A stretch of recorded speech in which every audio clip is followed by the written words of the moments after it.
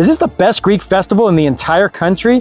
And it's hiding right here in the San Fernando Valley? Today on Eat, Live, Love San Fernando Valley, we're back at the legendary 50th annual Valley Greek Festival in Northridge. And if you've ever searched for the best Greek food in Los Angeles, authentic Greek festival food, Greek dancing, gyros, Loukoumades, baklava, or family-friendly events in the San Fernando Valley, this might honestly be the ultimate experience. From massive gyro lines and flaming Saganaki to handmade pastries, live Greek music, traditional dancing, and enough grilled meat to feed a small country, this isn't just a festival, it feels like a trip straight to Greece without leaving Los Angeles. So grab your appetite, get ready to yell Opa, and let's experience one of the most iconic festivals in Southern California right here at the Valley Greek Festival in Northridge. Guys, we're back at the Valley Greek Festival for the first time in 2 years, and immediately, instantly, you get hit with it. The smell of the grilled meat, the fresh pastries, the garlic,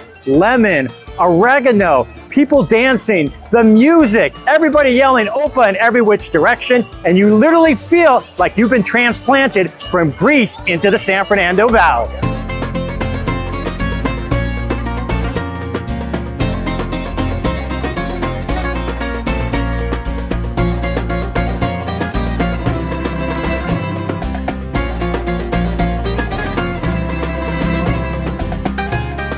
So the game plan today is quite simple. We're eating everything. We're gonna attempt Greek dancing very badly, and we're gonna see if this is truly one of the best Greek festivals in the entire country.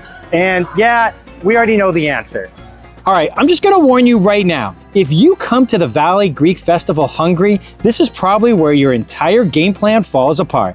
Because every single year, the gyro booth has the longest line in the entire festival. And honestly, the second you smell that meat cooking on those massive spits, you completely understand why. Look at this setup right here. Fresh pita warming off the grill, the gyro meat getting shaved off nonstop, fries dropping in the fryer by the basketful. This isn't fast food, this is organized chaos.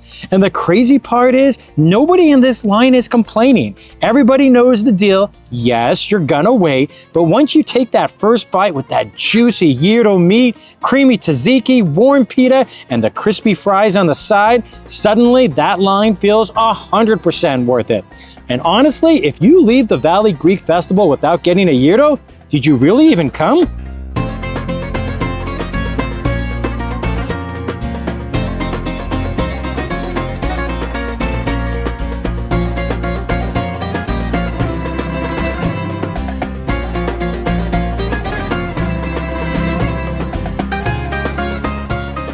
Dimitri, what time do you guys start in the morning to cook all of this meat? The fire starts about 10:30 in the morning, and we get things going by 11:15 the latest, because 12 o'clock comes, we say prayer, and people want chicken, people want souvlaki, so it's on. How much meat do you guys think you guys serve over the course of these 3 days? Chicken-wise, we're probably going through 1,700 to 2,000 chicken, and it's a lot. I've never kept count myself. I let the powers that be keep real track of it, but we're cooking nonstop. You see, this is full 3 days straight, so a lot of fire, a lot of charcoal. It's wonderful. It's beautiful. So I can see you have all of your helpers and assistants. I would call lower management, right? Lower management. And so, look, what's the secret to giving the chicken this type of flavor? There are a couple different secrets. Number one, you can see it all around us. The next generation is really part of the secret on this one, you know? They overflip it, it gives it a little more flavor, right? But getting some good charcoal right at the right temperature before we actually put that chicken on, getting the right seasoning and marinade in there, eating it with extra marinade after the fact once it comes off, just keeps it juicy, keeps it moist, keeps it lovely. Extra good stuff on the souvlaki, can't go wrong. Can't argue with that. Everything that they make here is phenomenal. Guys, highly recommend you try all of them. All right, I'm with the stars of this entire festival right here. All right, guys, so walk me through what you guys are doing here to give the chicken a little bit of extra flavor. So we just like dip the brush in there, and then we rub it all over the chicken, and then it makes it taste so good. And then how many times do you guys flip it over? Like, how do you know when to flip it over? Well, you just like see how crispy it is on the bottom, and then when you realize it, then you just flip it back. Have you tried any of your own chicken yet? I think last year I have. Was it pretty? It's probably the best chicken you've ever had, right? It's one of the most best chickens. Yeah, I really loved it so much. It was great.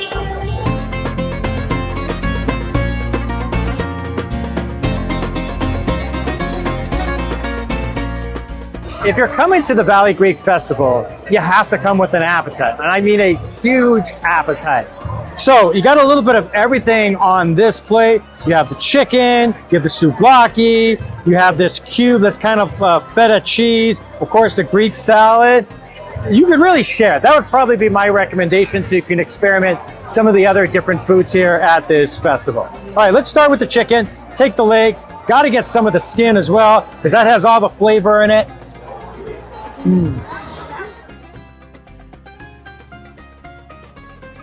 Flavorful, juicy. You can taste the seasoning on top, that lemon, oregano, some garlic, right?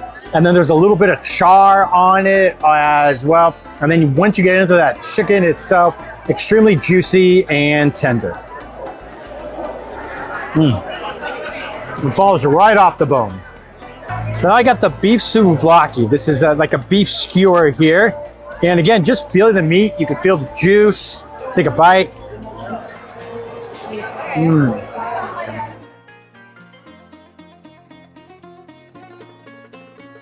You know, a lot of times when you buy kebabs at street fairs or festivals, right, it doesn't just taste right. A lot of times they taste overcooked. And here, that's not the problem. Here, you can definitely taste the seasoning in your very first bite, but yet you also have the tenderness, and then that flavor just pulls right through on this souvlaki. Very well done. One thing that makes the Valley Greek Festival really unique is it's not just about eating the food here, you can actually take a piece of Greece home with you. Check out the Greek market. Literally everything here is imported straight from Greece. You've got olive oils, cookies, chocolates, coffees, pasta, canned specialties, pastries, spices, even snacks and ingredients that are hard to find anywhere else in Los Angeles. So if you came to the festival, fell in love with the food, and now want to recreate a little bit of that experience at home, this is definitely the place you need to stop before you leave.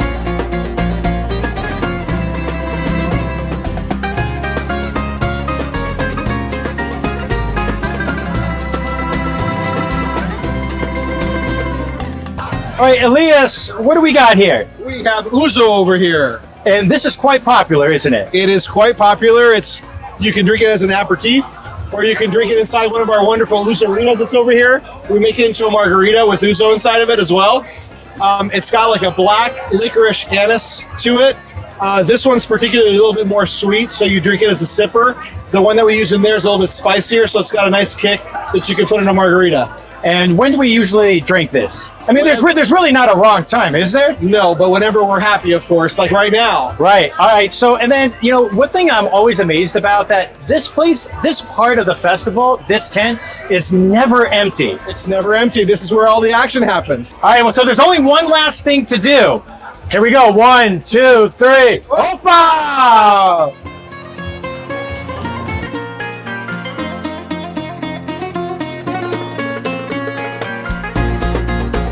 All right, Dimitri, this is obviously one of my favorite foods, the Loukoumades. So if somebody doesn't know, what are Loukoumades? Yeah, so it's a donut hole. It's like a Greek donut hole, similar to a beignet. And we offer a couple of different toppings. So you can do a chocolate Nutella or our traditional citrus honey syrup. There's cinnamon, there's pecans, or you can do it all. You can get a combo if you like. Why are people so obsessed with these? Because my 7-year-old, I mean, this would probably cover all of her food groups if she could. Yeah, this is one of the main traditional Greek dishes that you can get here at the festival that you can't get anywhere else in the States. So this is a homemade recipe, and it's a cult following over the years. People come back every year just for these. How many servings do you think you guys are going to basically offer this weekend? We're probably going to sell close to 100,000 little donut holes. Wow. Yeah. How many are you going to eat yourself? No more than 5. I got to tap out. Otherwise, it's a problem. All right. So you were telling me before we came on camera about liquid gold. So Yes. what's your liquid gold? Come on, show me. This is our honey syrup that we hand make. This is a family recipe. So this was made a few days ago. And to give it the flavor, obviously you get a lot of citrus. That has been soaking in honey for about 5 days, okay? So you're gonna try that. Okay, it's rich, but this is our gold. You're gonna taste that, and you're gonna chase it with some of our homemade, it's called raki, it's moonshine, but it's homemade clear alcohol. Yeah, because the last time I was here, I was accosted with that, and I mentioned that you could power almost any automobile. Almost as strong as gas. Almost. I mean, it'll clear out any toxins you might have in your body. Right, that is right. Yeah. Got anything bothering you, to clear it up. All right, let's try this. Wow. You know, it's interesting because at first you think you're going to get that orange citrus flavor, but the honey comes immediately through, and then you get that cinnamon, and then you get a little more of the citrus taste at the end. Yeah. Really good. If you've never tried it, again, just imagine honey on orange with cinnamon. Wow. It's totally different, but I gotta admit, I love it. So remind everybody again, this is from Crete, right? Correct. And so what is this? It's a Greek drink. We call it raki. When the Greeks make the wine, what's left over from the grape gets steamed, and this is the actual steam that comes from the leftover grape. So you're gonna get a little grape taste in there, but it is pure moonshine. It's fantastic. Well, there's only one way to sum it up. Opa!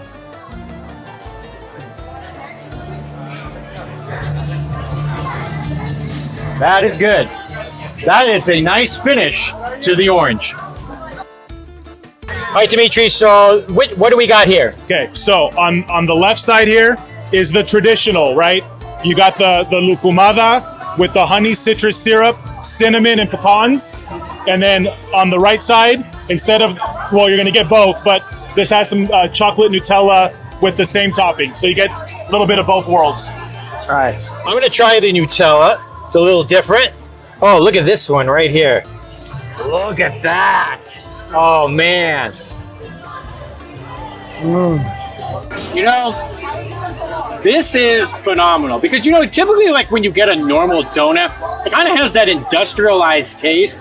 But here, look, you can definitely tell that it's fried on the outside, but it doesn't have that industrialized feel to it. And then you put the Nutella on top. Oh my gosh, it's incredible. Oh my God. Well, Go one on this side. well, let's do one Dip more. it in the bottom, get some honey on there. Let's get some honey. Here we go. That's the Greek traditional way.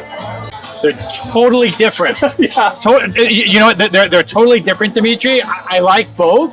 I would say my kids would probably like the Nutella better. Okay. But the honey it has a very natural feel to it. Yeah. Couldn't say it better myself. That's absolutely right. Wow. Oh my gosh. Man, good thing I don't eat these the rest of the year. I'd be eating 24 of these a day for sure.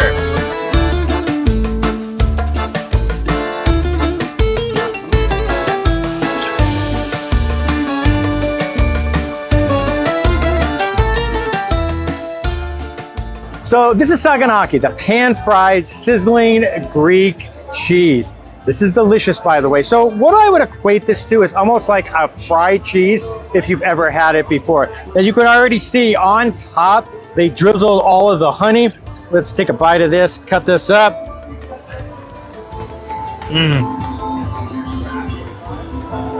Get a big piece right there.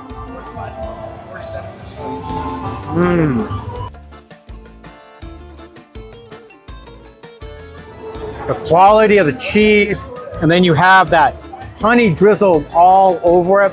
But again, it's not super fried because remember they heat it up. You saw the flame there at the end, but yet at the same time, right, as you take a look at this, it's cooked to perfection. right? So it's not overdone, it's not melting or gooey. And then you can put some in the pita bread if you want. Me personally, I like to actually just eat the cheese itself, but it's really good and quite tasty, to be honest. Just imagine, again, having that honey on top of basically this hand-sizzled cheese. And again, you can tell it's not melted at all.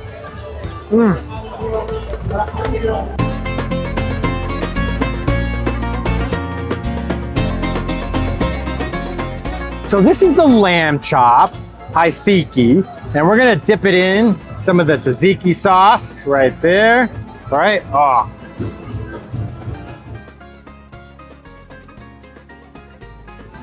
Super tender. When they serve it to you, it's extremely hot. So the tzatziki sauce is perfect because once you dip it in that, it gives it a little bit of coolness effect to it. Wow, this is really, really, really good. And man, I'm just gonna take another bite.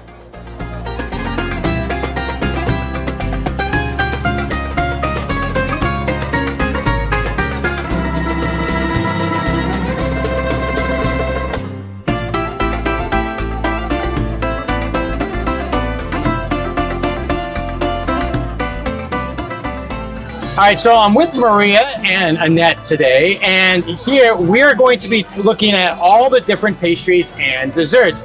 So Maria, it's my understanding that you guys start this all the way back at the beginning of the year to prepare for this. Oh yes, well, February, we bake all the pastries and we freeze them, and last minute we do the galactoburico and the portocalopita. So before we get into all the pastries that we have in front of us, but that's a massive mammoth project. I mean, how many days do you guys meet a week? We meet twice, sometimes 3 times a week, and we have anywhere from 10 to 15, 17 people working. Wow, that's incredible. All right, so how did you learn these recipes? Oh, grandmas and they're passed down, just like I'm passing them down to my grandkids. And what do you think your grandmother would think about this beautiful festival here in Northridge? Unbelievable. She would not believe that such a thing is happening. All right, and Annette, how many years have you been working in this booth? This is my 3rd year in this booth. It's been wonderful working with these ladies and learning about the traditions and how they put this all together. It's been fantastic working with them. What do you think the most interesting thing that you've learned working with all these ladies? I think it's the tradition, what's really important, and holding on to those traditions and sharing that with the people that come and visit us every day. Also the hospitality. We're grateful that everyone is learning a little bit about the culture, and we're trying to give a little bit of that back. We dance a little bit here, we have fun, we don't take ourselves too seriously, and we give the best of, the best of the food that we have. Well, let's be honest here, that we're here to try all these pastries. All right, so let's start with the baklava, because I think that's the most traditional. Yeah. When people think of a Greek pastry, that's baklava. What makes a baklava? Like, what's the key to having a great baklava? The amount of nuts and the spices And the filo. and the filo. Butter for the filo. Absolutely. All right, I'm gonna try this one here. Yeah, just like that. So first of all, you have all the honey on my fingers right there. Yeah, I'm definitely gonna have to wash my hands out of it, but that's a good thing. I may just lick them off because it's so good. Yeah, that's good too. But like Maria was alluding to, take a look at all the nuts in here.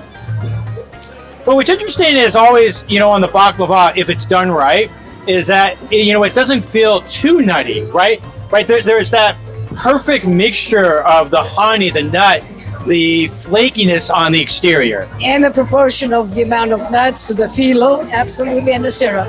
Exactly. All right, so that's the baklava. What's next? What's this? This is galactoburico. It's a custard dessert. It's best when it's eaten fresh. That's why we bake it in the morning and semi-warm, but it's delicious. All right, let's try it.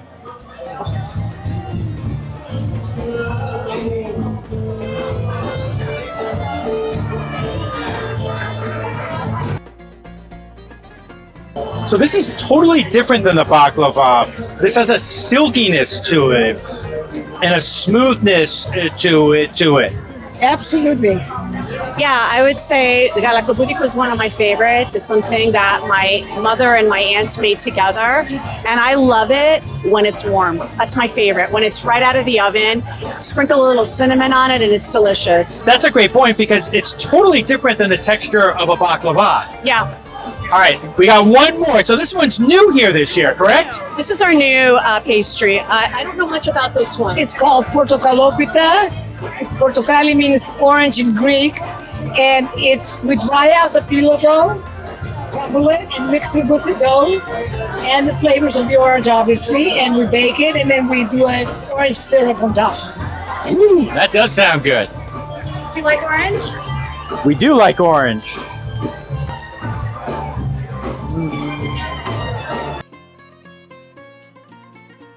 It's more spongy. Yes. It's more cakey, but it has that orange feel to it. But it's not overwhelmingly orange. It's a very natural feel to it. It's very subtle. Yeah, and I think it's a little bit more than zest of orange. I think you guys put orange juice in it. Is that right? Yes. Wow. Well, so it combines a lot of different flavors and definitely a little different than your traditional baklava or some other Greek pastries.